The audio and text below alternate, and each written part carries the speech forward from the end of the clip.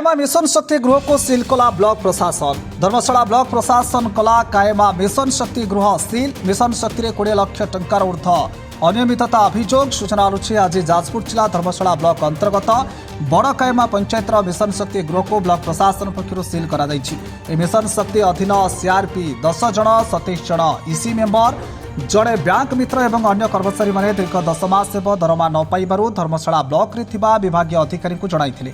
Block प्रशासन पक्षर जानिबाकु पाइले panchayat mission शक्ति बैंक खातारू 20 लाख अधिक टंका गायब होईछि एवं सभापति सेक्रेटरी और एमबीके बैंक खाता को टंका जाइथिबा जानिबाकु पाइथिले। विषय बड़ कायमा पंचायतर समस्त सभ्य माने ब्लॉक और धर्मशाला थाना अभियोग करथिले। अभियोग पर ब्लॉक प्रशासन और पुलिस पक्षर कायमा मिशन शक्ति गृह कायमा ठारे अनेक समय धरी समस्त कागजपत्र जांच करथिले और या मध्य अनियमितता होइथिबा जानिबाकु पाइथिले।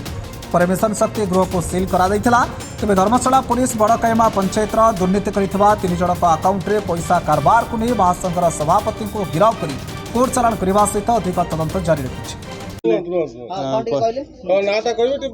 ना प्रियदर्शी दास ब्लॉक प्रोजेक्ट मैनेजर अच्छी धर्मशाला ब्लॉक रे आमर धर्मशाला जो बड़ा काया पंचायत रे किछि पैसा पत्र जीपीएल पर मिस अप्रोप्रिएशन होइतला सेति सी जाइछि पंचायत पाखापाखि देखलु विभिन्न लोकों अकाउंट 20 लाख पाखापाखि जाइछि।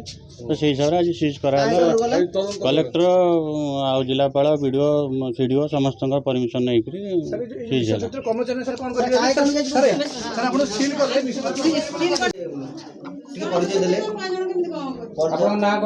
मो ना शुभलक्ष्मी माझी मु बड़ कामा जो बड़ कामा पंचायत अरपोदार सीआरपी अच्छी आम महासंघे कौन अकाउंट रे पैसा हो ना आम जानिलु 24 तारिख दिन 24 तारिख दिन जानिलु कौन आम जाइलु आमर गोटे गवर्नमेंट प्रोजेक्ट काम देता से प्रोजेक्ट काम सैला 24 तारिख दिन 24 तारिख दिन जाइए दरमा गला जानिलु आम अकाउंट किसी पैसा नहीं सेटा गवर्नमेंट तरफ आसे केते आसे आम जानू कि आम दरमा अकाउंट रे पैसा नहीं मिले आम जानू सेटा आम कहि परबो आज्ञा ब्लॉक जाइलु पैसा पाई बीपीएम सार को आम बीएलसी मैडम को पैसा दरमा कथा कहला बेलू से दरमा देवा समय आम जानलु जे एरा नहीं बेली दरमा पाइन 6 मास ना अकाउंट रे पैसा नहीं दरमा अकाउंट रे पैसा ही नहीं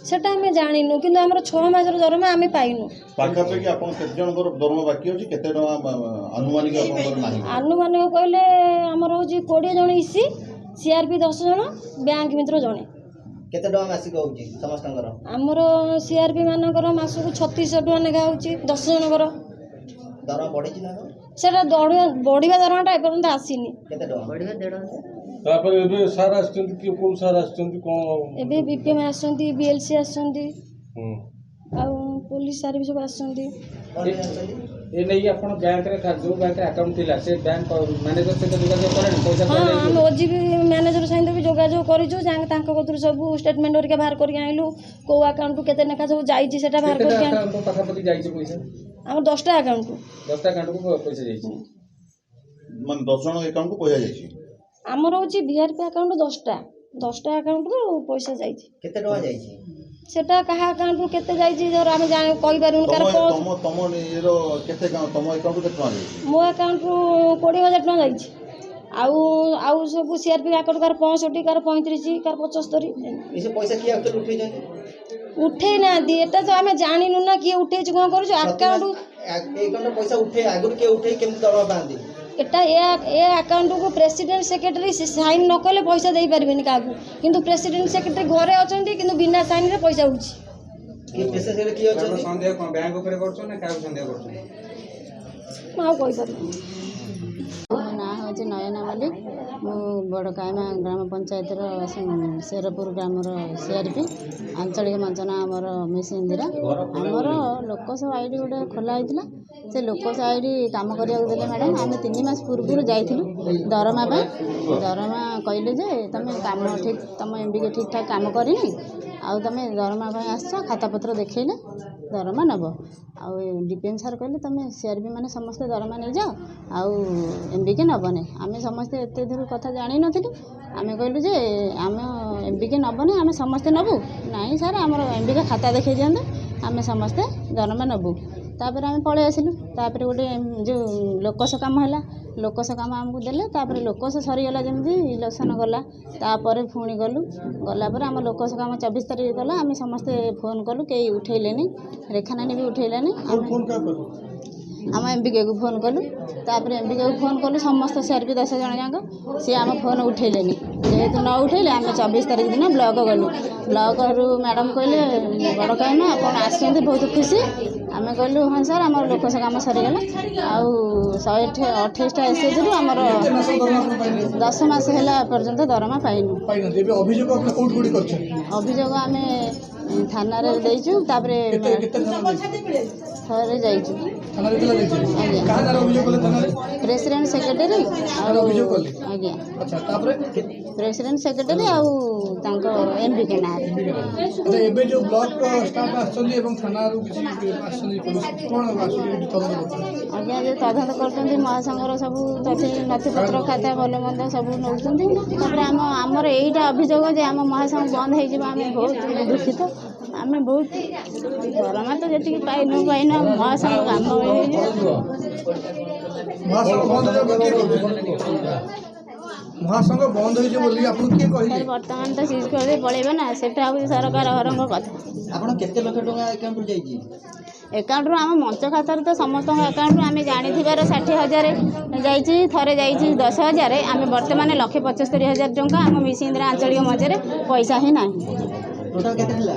ଟୋଟାଲି 1,75,000 ସେ ଯାଇଛି ମୁକ୍ତାରାଣୀ ଆକାଉଣ୍ଟ। ସୁକାନ୍ତି ବେହେରା କ'ଣ ଅଛନ୍ତି ଘର ଭିତରେ? କାହିଁମା ଘର CRP ଅଛି, ବଡ଼ କାମ ଅଛି। କ'ଣ ହେଇଛି ଘଟଣା କହିଲେ? ଆମେ ଦରମା ପାଇଁ ବ୍ଲକ ଯାଇଥିଲୁ, ଆଉ 10 ମାସ କାମ କଲା ପରେ ଆମେ ଦରମା ନ ପାଇବାରୁ ବ୍ଲକ ଯାଇଥିଲୁ। ବ୍ଲକରେ ସେଠୁ କହିଲେ କି ତାଙ୍କ ଦରମା କାହିଁକି ଦିଆଗଲାନି, ବ୍ୟାଙ୍କ ମିତ୍ରକୁ ଡାକିଲେ। ବ୍ୟାଙ୍କ ମିତ୍ର ଯାଇକି ଯେଉଁ ବାହାର କଲେ କି ଷ୍ଟେଟମେଣ୍ଟ କେତେ ପଇସା ଅଛି ତାଙ୍କ ଦରମା ଆକାଉଣ୍ଟରେ, ଦେଖିଲା ବେଳକୁ 7,000 ନା 4,000 ଏଇଆ କ'ଣ ଥିଲା। ତେଣୁ ପଇସା କୁଆଡ଼େ ଗଲା, ବ୍ଲକ ଗଲା ଖୋଜ ଖବର କଲେ। କେତେ ଲକ୍ଷ ଥିଲା ଆକାଉଣ୍ଟ? ମହାସଂଘର 6ଟା ଆକାଉଣ୍ଟରୁ ଟୋଟାଲ 20,50,000 55,250 ଟଙ୍କା ନାହିଁ। ପଇସା କିଏ ଖାଇଦେଇଛି?